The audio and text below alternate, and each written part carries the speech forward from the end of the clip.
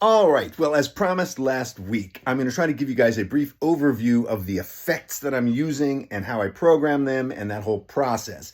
Now, the first stage in that process is to figure out what effects to use where, and that's really a matter of trying to figure out what Roberto wants the piece to sound like. He definitely wants it to be an electric violin concerto, wants me to use a lot of the possibilities of the instrument. So I'm letting my imagination run wild and what could I do where?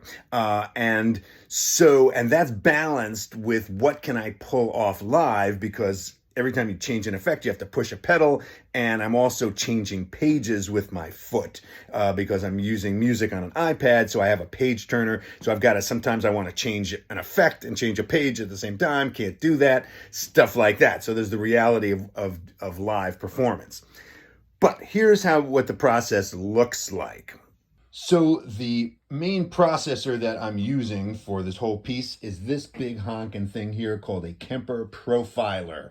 And the way I have this set up is that I have different banks, or what they call rigs, and for each movement. This is the first movement, there's the second movement, third movement, fourth movement, and each one has different number of effects patches that are on here. Like this movement has 3, the first movement, the third movement, a stereo, for instance, has 5.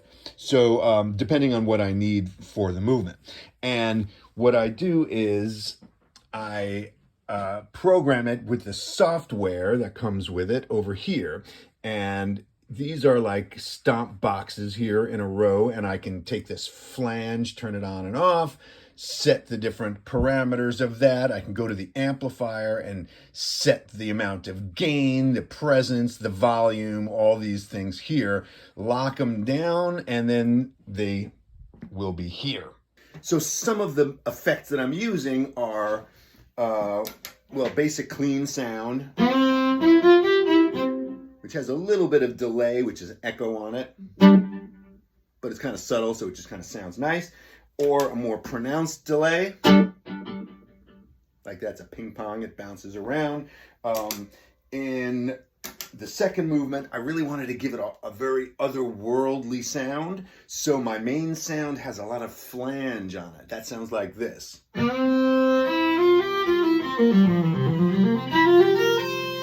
Kind of cool, kind of spacey sounding. I'm also using a big reverb effect in that movement at certain points. That sounds like this.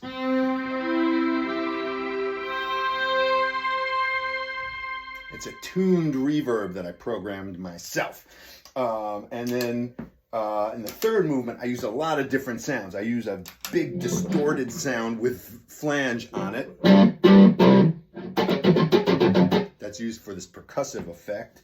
I have a slightly different sound that's louder for this because chopping doesn't cut through, so that's got to be a little more pronounced. I've got a, what's this? A distortion. There's a different kind of distortion. One of the really cool things about this Kemper is that it can morph from one sound to another. It's called a morph function. And you can set it with a pedal, with an expression pedal, so that I can change from one sound to another. And I'm using it a lot in this piece to go from a clean sound to a distortion sound with a pedal, so that I can control the amount of distortion and bring it in and out and do things like go.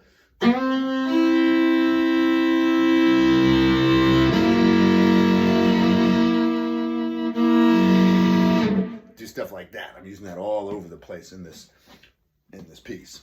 And what that looks like, if you look at the software, you can see the knobs kind of move as I go from one level to the other. You can see the knobs kind of turn in there. I can move parameters from any of these effects at the same time. So I can change the amount of distortion, the amount of delay, the amount of flange, all with the one pedal. And I have all of this stuff marked in my part. Like for each movement, I have a main sound. That's my number 1 sound. And then like in this movement, a stereo, and I've got all 5 sounds being used. Over here, I changed to number 3. The chop, here's where I'm using wah. The yellow means that I'm using distortion on the morph pedal, doing that thing with the pedal over here. And here's where I'm changing my pages over here. And then you can see I'm going back to the main sound, distortion here. Here's where I'm using my delay 5. Then I go to the distortion 4, and back to the main, back to the distortion, back to the main. And one of the tricky things is I have to make sure that I'm not trying to change a sound and turn the page at the same time and play tricky stuff, because all of that is distracting. So it's a little bit of a balancing act between what I'd like to do and what's possible. And I resolve some of these issues by going back to my notation software Finale, and sometimes I take a line over here and move it to the next page, because so that I can make a page turn before I have to make an effects change and all of that kind of stuff. And it keeps changing. So I keep going back and forth. And every time I have to make a change here, I've got to save it, bring it back over to here, and then change all my notations that I've written in there, because now they're not going to match, because they stay in the same place. And even if the music changes, then they're out of place. And one other thing that may be of interest to people is when I'm practicing this, in order to practice it, I have these mock-ups of the orchestral part that Roberto made for me, and I put them into this program here called Any Tune, and I can play the orchestral part without the violin part, so I can practice to it. And what's cool about this is that I can slow it down to 95%, 90%, 85%, whatever I want in between there, so that I can practice it at different tempos. And I'm constantly changing it, revising it, deciding I don't like that effect. I want a little more whatever here. I need to have this in a morph pedal. I need to reconfigure stuff. It's just an ongoing process that will keep going.